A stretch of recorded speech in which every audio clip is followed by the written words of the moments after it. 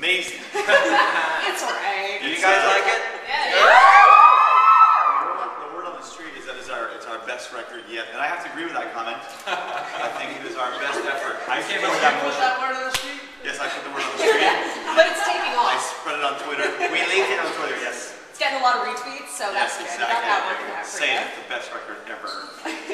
Well, it's probably been over 10 years, right, since you guys started doing your thing. Yes. And so with this album being the best, how would you say that your sound has evolved in 10 years? How have you guys changed? 'Cause that's a fairly... Well, with that comment, our first record was probably pretty bad. No, I think for us we just keep making music that we enjoy, you know, that we want to hear, you know. And I mean, how has it evolved? I don't know. It's been well, we've been playing for 10 years as a band, so I think you just get better, you get more confident. I think we got better as songwriters as well, you know, because you have more practice. Practice makes, well, you know, hopefully one day perfect, but right. We made perfect on the first album, so that's true. Practice makes jet lag. Yeah, there you go. But I think we just, as a band, just got better, and, Right. especially live. Yes, like we tonight. got better. We got more cocky. That's right. The whole package. It's the whole package. Yeah. And probably too, I mean, along the way you're touring with other bands and stuff, would you guys say that you've been influenced by people you've met along the way? Oh, we stole everything from I you. think it's more like we influenced all of the bands we Wow. talking about cocky. Oasis in the This is house. the arrogant moment. We are the best band in the world. No, actually, No, please go ahead here. No, you go. I'm sorry. You always go first. Or you always come first. Go. I cut you off. I didn't want to do that. Please.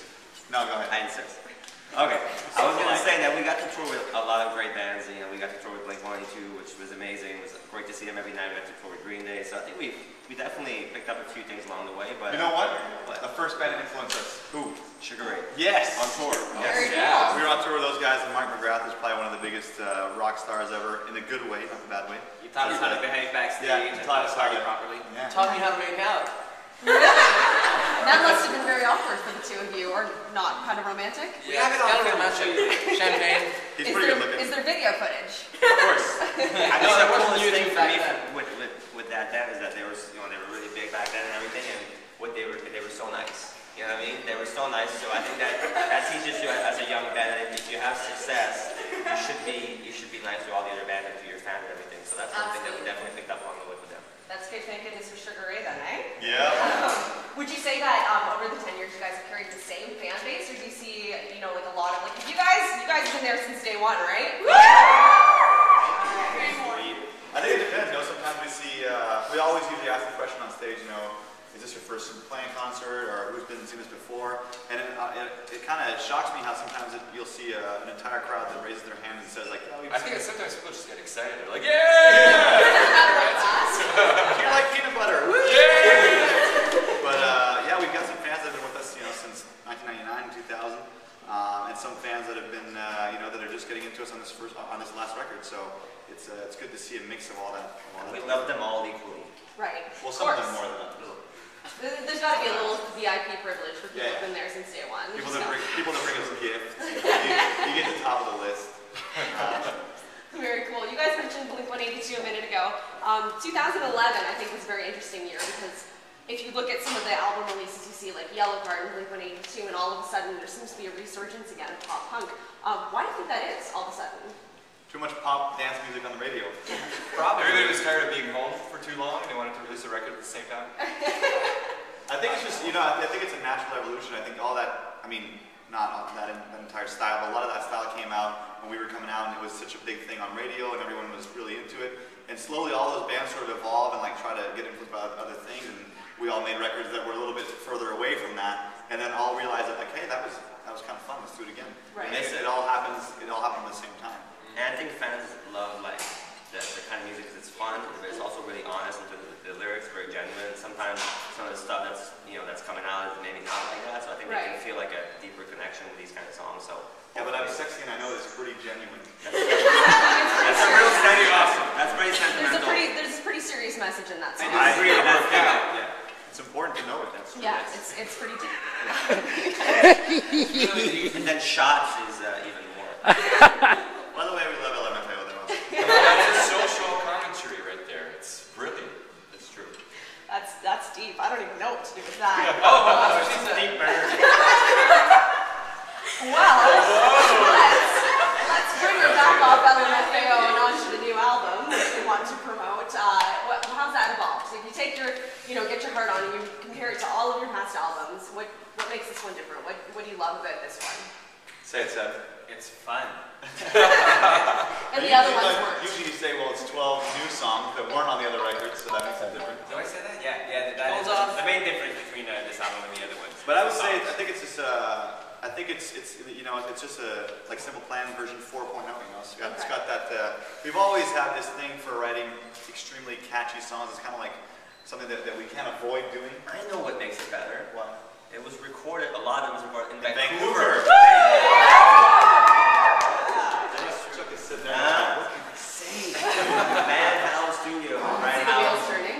Brian Howell was from Vancouver, so it was. We actually got to spend about, I would say, 2-3 months in Vancouver. Not last fall, the one before, and it didn't even rain once.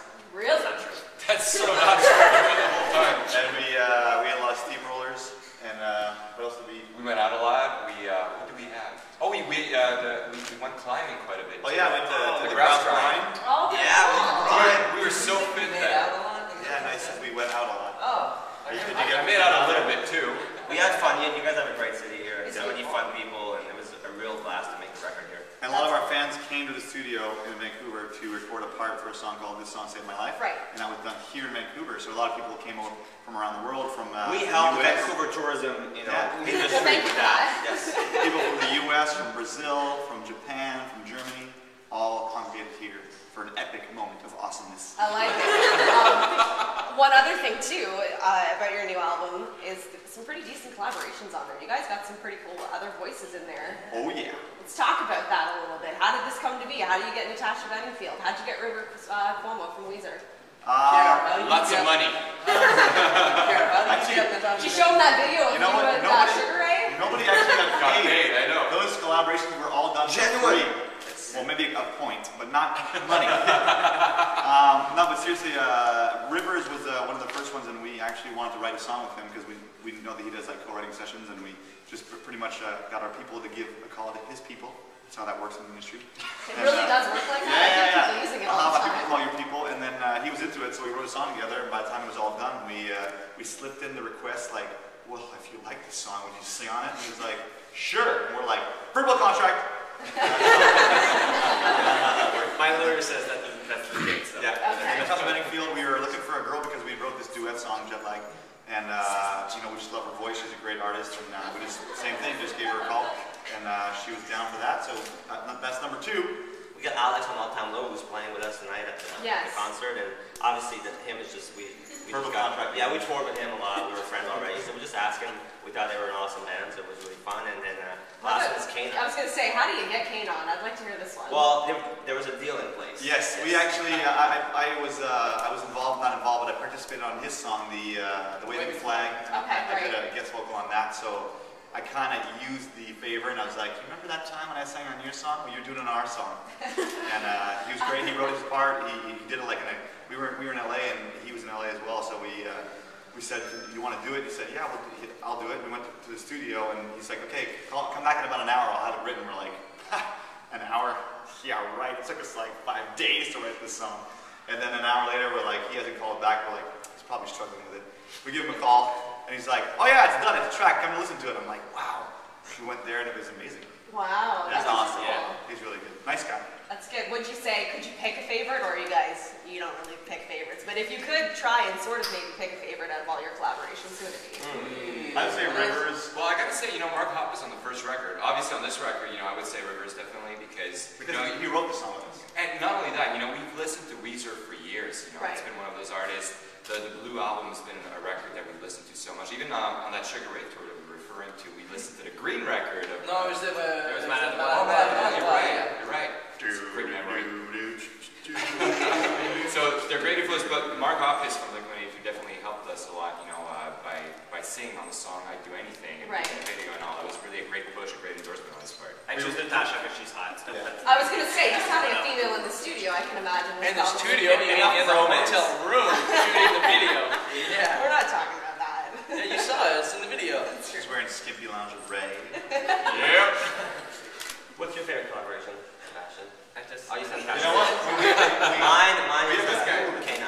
We have a Yeah. new secret collaboration that's not, we can't talk about it, but I'm just saying. It's coming. There's a little secret. For real or is this Yeah. pretend? No, this is for real. No, you We're guys have. expanding the Yeah. amount of Can we get a collaboration. clue? Someone is joining the I don't SB think I'm club. gonna right now. Can we say male or female? I just said No. a clue, but you didn't get Oh, can you say it one more Don't time? worry about it. Good thing we're recording all this. Yep. I'm gonna listen back. I'm gonna crack it. I'm Rewind. gonna announce it this afternoon. Make sure you know.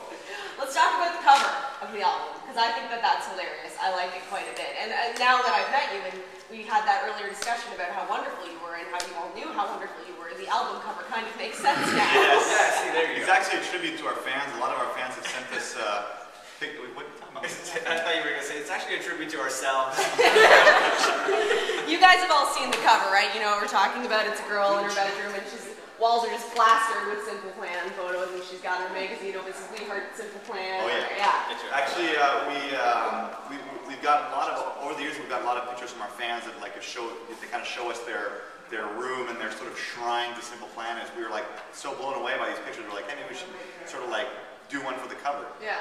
And then we added a little twist to it because obviously the posters were dressed as Yeah. ridiculously crazy looking, kind of weird, bands from Boy the past. bands. So it was kind of just us kind of just having fun and just laughing. I liked it though. I thought it was really unique. And I mean, how many different album covers can you make where you guys are like, standing in a row or like walking down the street or something? We've done that one. Yeah. Just the one. Jackets on, but it's so unique and it grabs your attention and I mean, it speaks a pretty cool message. I mean, I thought it's cool when you incorporated your fans into it. We've embraced our inner Gouda. Your inner. That's a cheese. I like it. Thank you. This belly one too. How has the touring been going? You guys did the U.S. leg and you've done. You were over in Asia for a bit too, right? So far we've been to Australia, we've been to Brazil, Mexico, we've been to the States, Asia. Asia a couple of times. It's been busy. Yeah, we just did a US tour in October. We brought Meredith with us, Canadian band, and we did a big Asian tour in January, which took us from China to Singapore to Malaysia, Indonesia, Philippines, Japan, Hong Kong. It was amazing. And now you guys get to do Canada. Yeah, we're doing this now. In February. Yeah, super smart. Well, it's actually here. I was gonna say the weather's unbelievable. How warm it is. Yeah.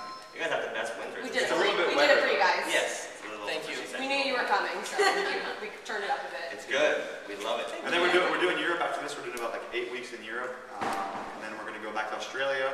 So we'll be touring probably till November of this year. Okay, that's a long time. It is. That's what she said. Oh!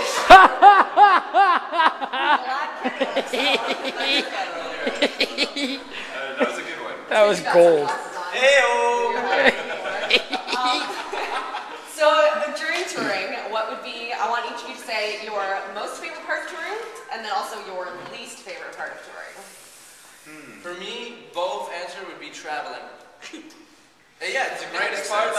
about touring, but at the same time, it's the lamest part because you're on a Okay. plane for like 18 hours. The lamest part is definitely the airports and the Yeah. waiting around Yeah. and being away from the people you love. That's definitely the worst Or part. your bed. Best Your part bed, is the yeah. shows, I think. I would Yeah. say so too. Yeah. Oh yeah. But we do get to visit awesome places. I was We going to just- say, being able to travel like that's pretty cool. I mean, I don't know very many people in this room that have been to Asia in the past year, but I like to say that You guys might I've be toured it. the whole world 7 times myself.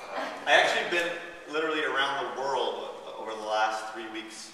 Because we Yes. did like, Yeah. we started off from North America, went to all over Asia, through over the Pacific Ocean. Then David and I had to go to France for an award show because we're that awesome.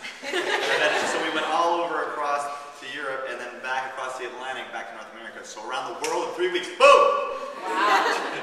That's Boom. impressive. And we're doing it again next year. I mean, next month. Next month, yeah. Bada boom. do you guys have a favorite place to perform? Oh. Yes. Japan's pretty rad. Japan is Japan's always awesome. fun. I like Australia myself. Australia's nice. Yeah. Brazil's nice. Brazil.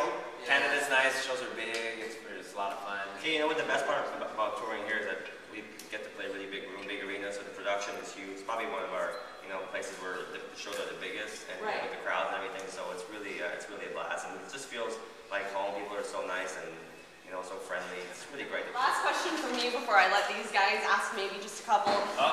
Less serious, let's talk about Valentine's Day. Now, I won't humiliate you or bother you by asking if you have a Valentine, because I know it's kind of personal.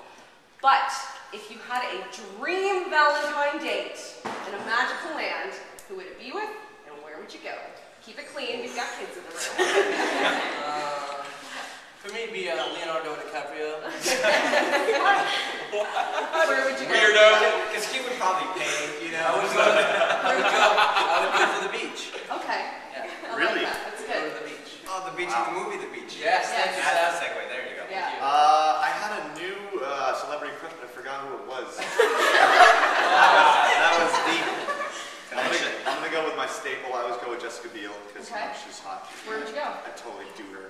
No. Where would I go? I'd definitely go to I'm a beach guy. I live on the beach. Go for a little surf. Don't come to the same beach. No, I'm not saying I would see you and Leo DiCaprio together. Okay? That'd be a little awkward. Yeah. I think I live your wild. Nice. Yeah, right? Good pick. That's a good Right. one. Good pick. Where could we go? Somewhere awesome. Yeah. Example. Bedroom. Yeah, probably. Okay, we'll take it. We'll take it. We were discussing, Sebastian and I, an age problem. I think I might have named. He likes Emma Stone, right? That's She's not- too young. No, I was talking about the girl in Crazy Stupid Love. What's her name? The redhead. That's her. And she's 16? No. Well, that's what he told No, me. you're good. You're good. I think I'm good. 5 or something. You know, he was hoping she was 16. Oh. Might be an age problem. She might be too old for me. All right. So Put it mouth. you and Emma Stone at like a children's playground, probably. Away from You go to the parking. Chucks. Yeah, let's go check. What's that soccer player that's married to Posh Spice? That guy, there you go. He's pretty fit. He's pretty I would fit. go like to the gym and work out with him. Yeah. There you go. That'd be hot. Awesome. All right. It's so jet lag.